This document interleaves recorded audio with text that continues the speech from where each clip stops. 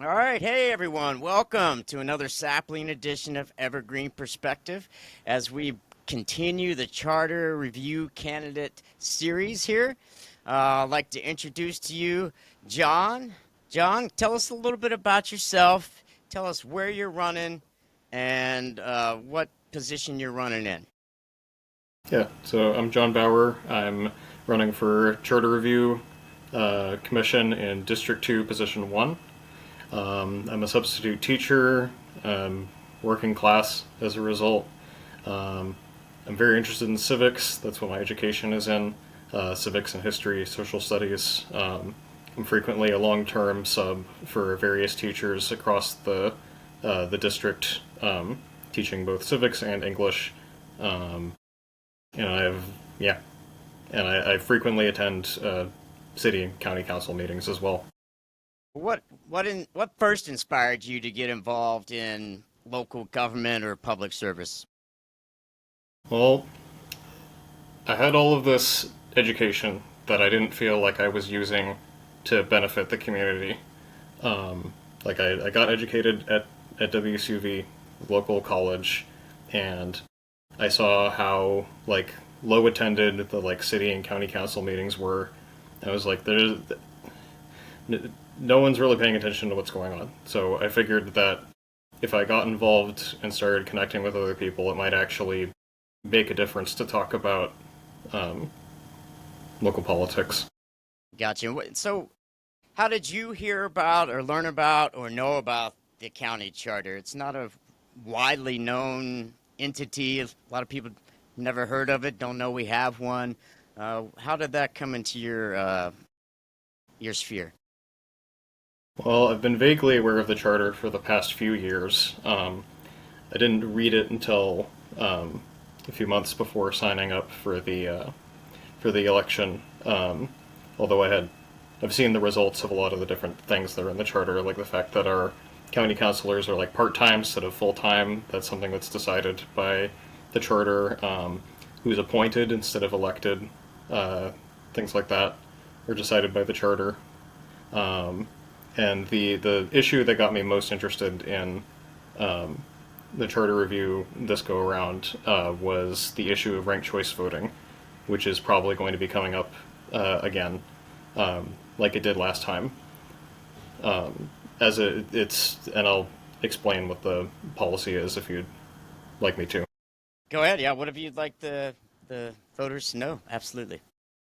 Yeah, so the ranked choice voting is I would say, an upgrade to our current voting system. Our current voting system pits, in a lot of people's minds, the lesser or two evils together, and then you vote for the lesser of two evils. That's especially centrist or independent voters often see the political system that way, and that's often how it is. Um, and this is because in our current system we have is called first past the post, where whoever gets a plurality of votes, not a majority but a plurality, wins an election. So say there were three people running against each other in some election. One person gets 25%, one person gets 35, and one person gets 40%. The person with 40% would win the election, even though most people who voted in that election didn't want them to win. So what ranked choice voting does is it lets you rank candidates in your order of preference. Just like, I like this person the first most, write a 1 next to them. I like this person the second most, write a 2, and so on. Uh, if your candidate doesn't win in the first round of voting, let's say you voted for this guy that gets 25% in this three-person race, they got the least number of votes.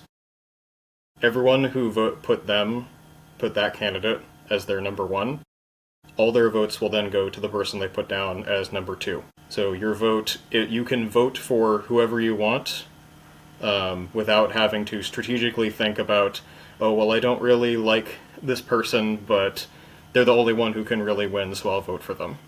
It gives third parties independence and anyone who just isn't aligned with the establishment of either party the chance to actually win an election.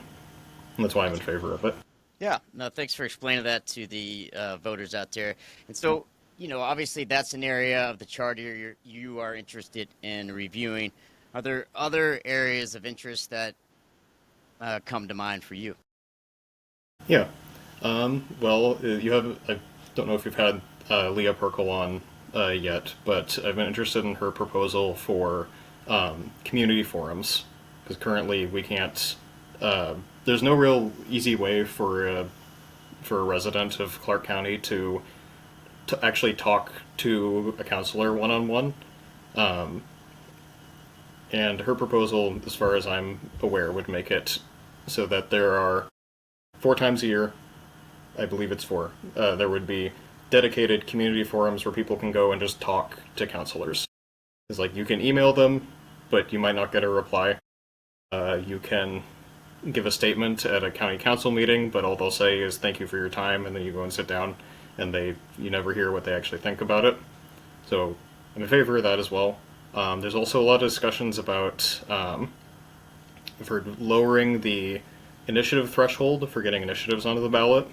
And also, I've heard a lot of discussions about which positions should be appointed versus elected, particularly for the county manager.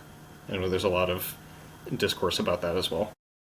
Sure. And so, how can the commission make sure that it's listening to the public and staying, nonpartisan with just a focus on good governance? Well, the number one way I would say is to do like informal community forums.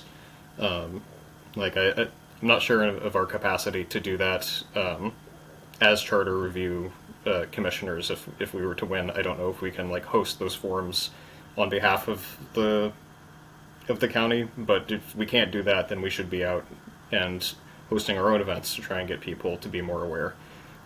Public places like parks, community centers, places like that.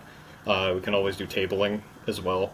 I'd like to, if I win, and even if I don't win, honestly, I think I'll probably continue tabling about these issues.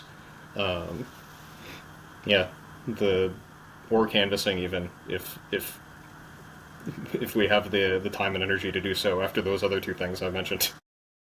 Sure. And so, obviously in today's political environment, there's a lot of tension, and this is a nonpartisan position, but there seems to be a lot of partisan kind of back and forth. You're ultimately going to be on the commission with folks that don't have the same ideology as you. How do you deal with that type of interaction when somebody has an idea that you just are strongly opposed to? Well, if I'm strongly opposed to an idea, the first thing I have to do is I have to cordially explain why I'm not in favor of that policy. Like I know some candidates are suggesting that we need to change like things related to the sheriff's office involving like getting more police for the county sheriff. Even though that's not something we can do on the charter. If it's like something that, for example, then I'll try and calmly explain why that's something that we can't do. If it's something that we can do, but I'm just opposed to policy-wise, I'll explain my reasons why I'm opposed to that policy-wise. I'll try and convince them that that's not something we should pursue. Um, Usually, persuasion does it. There's a marginal effect on elected officials once they're already elected. Really, the persuasion process is the getting elected part. Sure, Um, sure. And so, for folks that don't know much about the charter, Clark County residents, why should they care about this election and this charter? well, the charter is the foundation of how our county's system of government works. Um, there'll be a whole bunch of foundational issues that sound boring, but are important. This is kind of like the eating your vegetables of governance is paying attention to this charter review, I would say, because it's not hot button policy issues, but it provides us the structure where we debate and decide the outcomes of those hot button policy issues, like in the county council, in the initiatives, and with the voting system, all that, all that determines is part of determining the outcome of our local politics. How that intersects with all of the nonprofits and organizations and businesses and voters that have influences and desires that they want expressed in the government. And so, as we kind of close towards wrapping up here, if voters in your district are watching this, what's the one thing you want them to know about John Bauer? Well, I am absolutely not beholden to any corporations. That is the number one thing that I want them to know.